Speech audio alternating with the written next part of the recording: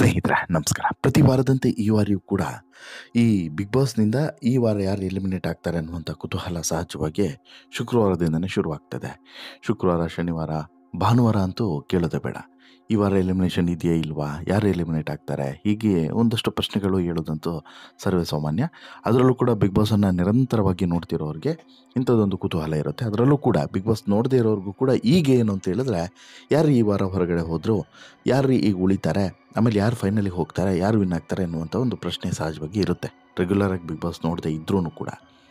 ಹೀಗೆಯೇ ಈಗ 14ನೇ ವಾರ ಬಿಗ್ ಬಾಸ್ ಮನೇಲಿ ಈಗ 9 ಜನ ಇದ್ದಾರೆ.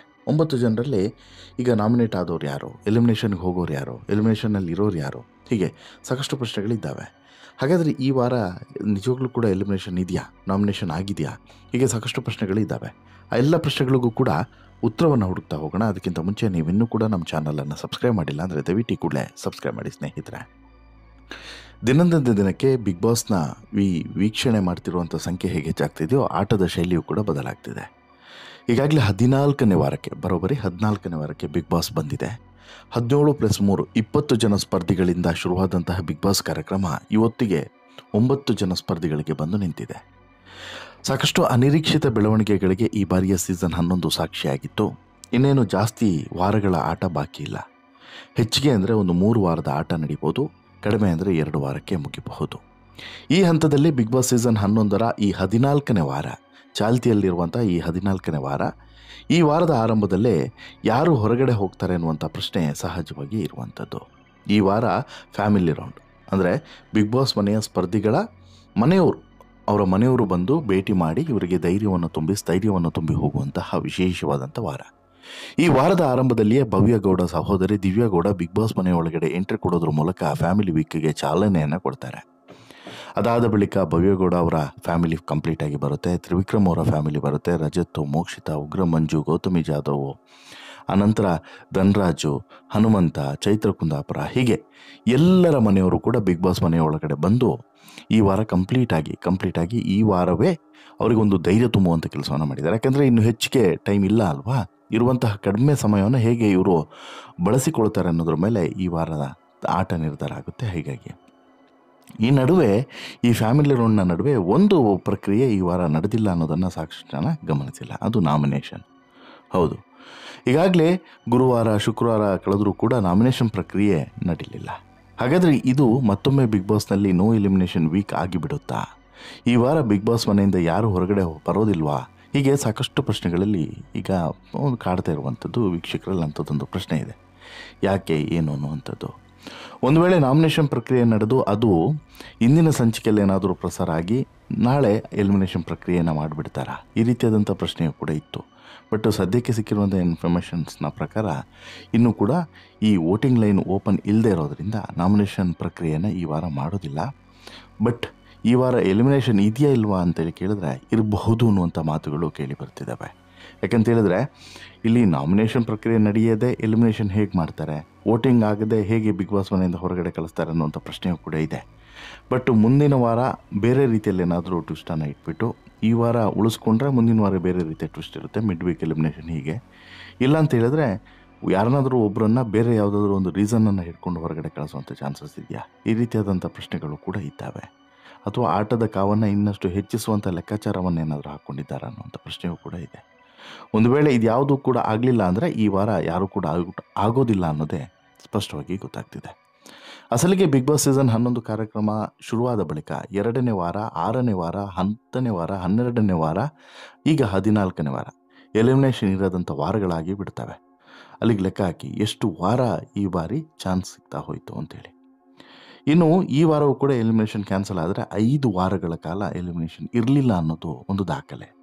ಈಗಾಗಲೇ ಭವ್ಯಗೌಡ, ತ್ರಿವಿಕ್ರಮ್, ಚೈತ್ರ ಕುಂದಾಪುರ ಫೇಕ್ ಎಲಿಮಿನೇಷನ್ ಆಗಿತ್ತು. ಈ ವಾರ ಮತ್ತೆ ಫೇಕ್ ಎಲಿಮಿನೇಷನ್ ನಡೆಸ್ತಾರಾ, ಅಥವಾ ಬಿಗ್ ಬಾಸ್ ಬೇರೆ ಏನಾದರೂ ಟ್ವಿಸ್ಟನ್ನು ಕೊಡ್ತಾರಾ, ಈ ರೀತಿಯಾದಂತಹ ಪ್ರಶ್ನೆಯೂ ಕೂಡ ಇದೆ. ಇನ್ನು ಫ್ಯಾಮಿಲಿ ವೀಕ್ ಆಗಿದ್ದರಿಂದ ಇಲ್ಲಿ ಆ ಸಂತೋಷದ ನಡುವೆ ಬೇಸರ ಬೇಡ ಅನ್ನುವಂಥ ಲೆಕ್ಕಾಚಾರನೋ ಅಥವಾ ಬೇರೆ ಏನಾದರೂ ಲೆಕ್ಕಾಚಾರನೋ ಗೊತ್ತಿಲ್ಲ. ಬಟ್ ಬಿಗ್ ಬಾಸ್ನ ಟೀಮ್ನ ಲೆಕ್ಕಾಚಾರದ ಬಗ್ಗೆ ಈಗ ಒಂದಷ್ಟು ಪ್ರಶ್ನೆಗಳು, ಕುತೂಹಲಗಳು ಮೂಡ್ತಿರುವುದಂತೂ ಸಹಜ ಮತ್ತು ಸ್ವಾಭಾವಿಕ. ಕಳೆದ ವಾರ ಬಿಗ್ ಬಾಸ್ ಮನೆಯಿಂದ ಆಚೆ ಹೋಗೋದಕ್ಕೆ 8 ಸ್ಪರ್ಧಿಗಳು ನಾಮಿನೇಟ್ ಆಗಿದ್ದರು. ಅವರ ಪೈಕಿ ಐಶ್ವರ್ಯ ಹೊರಗಡೆ ಹೋಗ್ತಾರೆ. ಈ ವಾರ ಯಾರೂ ಕೂಡ ನಾಮಿನೇಟ್ ಆಗಿಲ್ಲ. ಕಾರಣ ಫ್ಯಾಮಿಲಿ ರೌಂಡ್. ಫ್ಯಾಮಿಲಿ ರೌಂಡ್ ಆಗಿದ್ದಂಥ ಕಾರಣಕ್ಕೋಸ್ಕರ ನಾಮಿನೇಷನ್ ಪ್ರಕ್ರಿಯೆಯನ್ನು ನಡೆಸಿಲ್ಲ ಅನ್ನುವಂತಹ ಮಾಹಿತಿ ಇದೆ. ಹೀಗಾಗಿ ಈ ವಾರ ಯಾವೊಬ್ಬ ಸ್ಪರ್ಧಿಯೂ ಕೂಡ ಬಿಗ್ ಬಾಸ್ ಮನೆಯಿಂದ ಆಚೆ ಹೋಗೋದಿಲ್ಲ ಅಂತ. 9 ಸ್ಪರ್ಧಿಗಳು ಈ ವಾರ ಸೇಫ್ ಆದರೆ ಮುಂದಿನ ವಾರಕ್ಕೆ ಈ 9 ಜನರಲ್ಲಿ ಯಾರು ಬಿಗ್ ಬಾಸ್ ಮನೆಯಿಂದ ಆಚೆ ಹೋಗ್ತಾರೆ ಅನ್ನೋದು ಈಗಿರುವಂಥ ಪ್ರಶ್ನೆ. ಇನ್ನು ಬಿಗ್ ಬಾಸ್ ಮನೆಗೆ ಒಟ್ಟು 17 ಸ್ಪರ್ಧಿಗಳು ಎಂಟ್ರಿ ಕೊಟ್ಟಿದ್ದರು. ವಾರ ಕಳೆದಂತೆ ಬಿಗ್ ಬಾಸ್ ಮನೆಯಿಂದ ಒಬ್ಬೊಬ್ಬರೇ ಹೋಗ್ತಾ 9 ಜನ ಸ್ಪರ್ಧೆಗೆ ಬಂದು ನಿಂತಿದೆ. ಈಗ 9 ಜನ ಸ್ಪರ್ಧಿಗಳಿಗೂ ಕೂಡ ಬಿಗ್ ಬಾಸ್ ಮನೆಯ ಸ್ಪರ್ಧಿಗಳಿಗೆ ಅವರವರ ಮನೆಯವರು ಬಂದು ಕಿವಿ ಮಾತುಗಳನ್ನು ಹೇಳಿ ಹೋಗಿದ್ದಾರೆ. ಇನ್ನು ಮುಂದೆ ಬಿಗ್ ಬಾಸ್ ಮನೆಯಲ್ಲಿರುವಂಥ ಸ್ಪರ್ಧಿಗಳು ಯಾವ ರೀತಿ ಟೇಕ್ ಆಫ್ ಆಗ್ತಾರೆ ಅದು ಸಹಜವಾಗಿ ಈಗಿರುವಂಥ ಕುತೂಹಲ. ಅನಂತರ ನಾಮಿನೇಷನ್ ಮಾಡುವಂಥದ್ದು ಅಥವಾ ಎಲಿಮಿನೇಷನ್ ಮಾಡುವಂಥದ್ದು ಬಿಗ್ ಬಾಸ್ ಟೀಮ್ನವ್ರಿಗೆ ದೊಡ್ಡ ಕಡಿದು ಗುಡ್ಡೆ ಹಾಕುವಂಥ ಕೆಲಸ ಏನಲ್ಲ. 10 ನಿಮಿಷ ಟೈಮ್ ಕೊಟ್ಟರೆ ಸಾಕು. 10 ನಿಮಿಷದಲ್ಲಿ ಇದನ್ನು ಸಾರ್ಟ್ಔಟ್ ಮಾಡಿಬಿಡ್ತಾರೆ, ನಾಮಿನೇಷನ್ ಪ್ರಕ್ರಿಯೆಯನ್ನು ಮುಗಿಸಿಬಿಡ್ತಾರೆ. ಹಾಗಾಗಿ ಅದು ಏನು ದೊಡ್ಡ ವಿಚಾರ ಅಲ್ಲ. ಹೀಗಿರುವಾಗ ಬಿಗ್ ಬಾಸ್ ಮನೆಯ ಆಟ ಹೇಗೆ ಹೋಗುತ್ತೆ, ಬಿಗ್ ಬಾಸ್ ಮನೆಯಲ್ಲಿ ಹೇಗೆಲ್ಲ ಆಟ ಆಡ್ತಾರೆ, ಬಿಗ್ ಬಾಸ್ ಮನೆಯ ಸ್ಪರ್ಧಿಗಳು ಹೇಗೆಲ್ಲ ಟ್ವಿಸ್ಟ್ ಮತ್ತು ಟರ್ನ್ಗಳನ್ನು ತೆಗೆದುಕೊಳ್ತಾರೆ ಅನ್ನೋದು ಕೂಡ ಈಗಿರುವಂಥ ಪ್ರಶ್ನೆ. ಅಟ್ ದಿ ಸೇಮ್ ಟೈಮ್ ನಾನು ಈಗಾಗಲೇ ಹೇಳಿದೆ ಅಲ್ವಾ, ಇನ್ನೇನು ಜಾಸ್ತಿ ದಿನಗಳ ಆಟವು ಕೂಡ ಪೆಂಡಿಂಗ್ ಇಲ್ಲ ರೀ. ಹೀಗಿರುವಾಗ ಈ ಹಂತದಲ್ಲಿ ಯಾರು ಬಿಗ್ ಬಾಸ್ ಮನೆಯಿಂದ ಹೊರಗಡೆ ಹೋಗ್ತಾರೆ ಅಥವಾ ಎಲಿಮಿನೇಷನ್ ನಾಮಿನೇಷನ್ ಈ ರೀತಿಯಾಗಿ ಒಳಗೆ ಹೋಗ್ತಾರೋ ಅನ್ನುವಂಥದ್ದು, ಅಥವಾ ಬದಲಾವಣೆಯನ್ನು ತರ್ತಾರೆ ಅನ್ನುವಂಥದ್ದು, ಅಥವಾ ಈ ಬದಲಾವಣೆಗೆ ಒಗ್ಗಿಕೊಳ್ತಾರ ಅನ್ನುವಂಥದ್ದನ್ನು ಕಾದು ನೋಡಬೇಕು. ಹಾಗೆಯೇ ಬಿಗ್ ಬಾಸ್ ಹೋಸ್ಟ್ ಆಗಿರುವಂಥ ಸುದೀಪ್ ಅವರು ಕೂಡ ಬಹುಶಃ ಈ ವಾರ ಏನಾದರೂ ಒಂದು ಟ್ವಿಸ್ಟನ್ನು ತೆಗೆದುಕೊಂಡು ಬಿಗ್ ಬಾಸ್ ಮನೆ ಒಳಗಡೆ ಬರ್ತಾರಾ ಈ ಎಲಿಮಿನೇಷನ್ಗೆ ಸಂಬಂಧಪಟ್ಟಂತೆ ಅನ್ನುವಂಥ ಪ್ರಶ್ನೆಯೂ ಕೂಡ ಇದೆ. ಹಾಗಾಗಿ ಈಗ ಸದ್ಯಕ್ಕಿರುವಂಥ ಸ್ಪರ್ಧಿಗಳ ಲೆಕ್ಕಾಚಾರವನ್ನು ತೆಗೆದುಕೊಂಡ್ರೆ ಈಗ 25ನೇ ತಾರೀಕು ಫೈನಲ್ ಮಾಡಿದ್ರೂ ಕೂಡ ಸದ್ಯಕ್ಕೆ ಒಬ್ಬರನ್ನ ಈ ವಾರ ಕಳಿಸ್ಲೇಬೇಕಿತ್ತು. ಹಾಗಿದೆ ಪರಿಸ್ಥಿತಿ, ಅಷ್ಟು ಟೈಟ್ ಇದೆ. ವೀಕೆಂಡಿಗೆ ಒಬ್ಬರನ್ನ ಕಳಿಸ್ಲೇಬೇಕು, ಮಿಡ್ ವೀಕಲ್ಲಿ ಒಬ್ಬರನ್ನ ಕಳಿಸ್ಬೇಕು, ಮತ್ತೆ ಮುಂದಿನ ವೀಕೆಂಡಿಗೆ ಒಬ್ಬರನ್ನ ಕಳಿಸ್ಬೇಕು, ಆಮೇಲೆ ಫೈನಲ್ ವಾರದಲ್ಲಿ 6 ಜನರನ್ನು ಇಟ್ಕೊಂಡು ಆ ಫೈನಲ್ ವಾರ ಶುರು ಆಗೋದಕ್ಕಿಂತ ಮುಂಚೆ ಒಬ್ಬರನ್ನ ಕಳಿಸ್ಬೇಕು. ಹೀಗೆ ಆ ನಂತರ 5 ಜನರನ್ನು ಫೈನಲ್ ವೇದಿಕೆಗೆ ಕರಿಬೇಕು. ಅಲ್ಲಿ ಒಬ್ಬರನ್ನ ಅಂತ ಹೇಳ್ಬಿಟ್ಟು ಎಲಿಮಿನೇಷನ್ ಮಾಡಬೇಕು. ಫೈನಲ್ ವೇದಿಕೆ ಅಂದರೆ ವೇದಿಕೆ ಕರೆಯೋದು 3 ಜನರನ್ನು, ಬಟ್ ಇಲ್ಲಿ ಪ್ರಮುಖವಾಗಿರುವಂಥದ್ದು 5 ಜನರನ್ನು ಫೈನಲ್ ಈ ಶನಿವಾರ ಮತ್ತು ಭಾನುವಾರದ ಎಪಿಸೋಡ್ನಲ್ಲಿ ಇಟ್ಕೊಳ್ತಾರೆ. ಶನಿವಾರ 2 ಹೊರಗಡೆ ಕಳಿಸ್ತಾರೆ. 5 ಜನ ಇದ್ದರೆ 2 ಹೊರಗಡೆ ಕಳಿಸಿ ಭಾನುವಾರಕ್ಕೆ 3 ಜನರಿಗೆ ಆಟವನ್ನು ಬಾಕಿ ಇಟ್ಕೊಳ್ತಾರೆ. ಸಾಮಾನ್ಯವಾಗಿ ನಡೆಯೋದು, ನಾನು ಪ್ಯಾಟರ್ನ್ ಹೇಳ್ತಾ ಇರೋದು. ಭಾನುವಾರಕ್ಕೆ ಉಳಿದಂತಹ 5 ಜನರಲ್ಲಿ ಅಥವಾ ಉಳಿದಂಥ 3 ಜನರಲ್ಲಿ ಯಾರನ್ನಾದರೂ ಒಬ್ಬರನ್ನು ಹೊರಗಡೆ ಕಳಿಸ್ಬೋದು, ಅಥವಾ 3 ಜನರನ್ನು ಕೂಡ ವೇದಿಕೆ ಕರೆದು ಬಿಗ್ ಬಾಸ್ನ ಮುಖ್ಯ ವೇದಿಕೆ ಕರೆದು ಅಲ್ಲಿಂದ ಹೊರಗಡೆ ಕಳಿಸುವಂಥ ಪ್ರಕ್ರಿಯೆಯನ್ನು ಮಾಡ್ಬೋದು ಅಥವಾ ಎಲಿಮಿನೇಟ್ ಮಾಡ್ಬೋದು. ಈ ರೀತಿಯಾಗಿ ಮತ್ತೆ ಫಸ್ಟ್ ವಿನ್ನರು, ರನ್ನರ್ ಅಪ್ ಹೀಗೆ ಘೋಷಣೆಯನ್ನು ಮಾಡ್ತಾ ಹೋಗ್ತಾರೆ. ಇದು ಒಂದು ರೀತಿಯಲ್ಲಿ ಇರುವಂಥ ಪ್ಯಾಟರ್ನ್. ಬಟ್ ಅದು ಬದಲಾವಣೆ ಆಗುತ್ತಾ? ಆಗಬಹುದು, ಚಾನ್ಸಸ್ ಇದೆ. ಈ ಬಾರಿ ಸಾಕ್ತಿರುವಂಥ ರೀತಿ ಮತ್ತು ಈ 11 ವಿಶೇಷ ಅಂತೇಳಿ ಕರೆದಿರೋದ್ರಿಂದ ಬೇರೆ ಯಾವ ರೀತಿಯಾದರೂ ಟ್ವಿಸ್ಟನ್ನು ಕೊಡ್ತಾರಾ, ಹೀಗೆ ಸಾಕಷ್ಟು ಪ್ರಶ್ನೆಗಳಿದ್ದಾವೆ. ನೋಡೋಣ ಏನಾಗುತ್ತೆ ಅಂತೇಳ್ಬಿಟ್ಟು. ಬಟ್ ಸದ್ಯಕ್ಕಿರುವಂಥ ಅಪ್ಡೇಟ್ಸ್ನ ಪ್ರಕಾರ ಈ ವಾರ ಎಲಿಮಿನೇಷನ್ ಡೌಟ್ ಅನ್ನೋದು 90% ಡೌಟ್ ಅಂತ ಹೇಳಿದೆ. ಹಾಗೇನಾದರೂ ಲಾಸ್ಟ್ ಮೂಮೆಂಟಲ್ಲಿ ಚೇಂಜಸ್ ಆದರೆ ಅದನ್ನು ಕೂಡ ನಿಮ್ಮ ಮುಂದೆ ಅಪ್ಡೇಟ್ಸನ್ನು ಇಡ್ತೀವಿ ಅಂತೇಳಿ ಹೇಳ್ತಾ, ಈ ಸ್ಟೋರಿ ಇಷ್ಟ ಆಯಿತು ಅಂತ ಹೇಳಿದ್ರೆ ಲೈಕ್ ಮಾಡಿ, ಶೇರ್ ಮಾಡಿ.